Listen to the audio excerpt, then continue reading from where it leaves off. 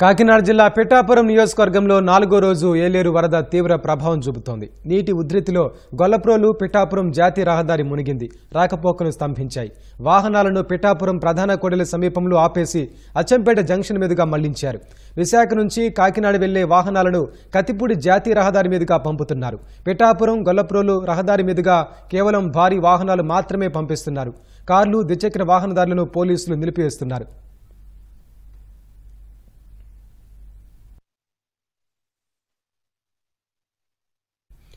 గొల్లప్రోలు, కొత్తపల్లి మండలాల్లోని పొలాలు నీటిలోనే నానుతున్నాయి. జాతీయ రహదారి వెంట ఉన్న గృహాలు, దుకాణాలు, ఆలయాలు నీటమునిగాయి. గ్రామాల్లో పశువులను జాతీయ రహదారి వద్దకు తీసుకొచ్చి సంరక్షించుకుంటున్నారు. గొల్లప్రోలు మండలంలోని జగనన్న కాలనీ, సూరంపేట, ఎస్సీపేట, పిఠాపురం మండలంలోని రాపర్తి, రాయవరం, బి ప్రతిపాడు, కొత్తపల్లి మండలంలోని ఇసుకపల్లి, నాగులపల్లి, రమణక్కపేట గ్రామాలు నీటమునిగాయి.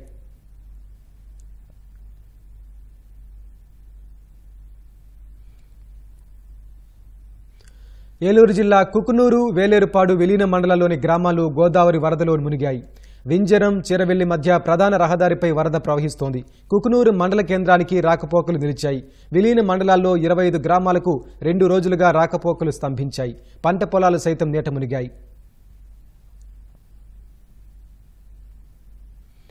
ధవళేశ్వరం వద్ద రెండో ప్రమాద హెచ్చరిక కొనసాగుతోంది. సముద్రంలోకి సుమారు 15 లక్షల క్యూసెక్ల వరద నీటిని విడిచిపెడుతున్నారు. బ్యారేజీ దిగునున్న కోనసీమ ప్రాంతంలో గోదావరి నదీపాయలు పోటెత్తి ప్రవహిస్తున్నాయి.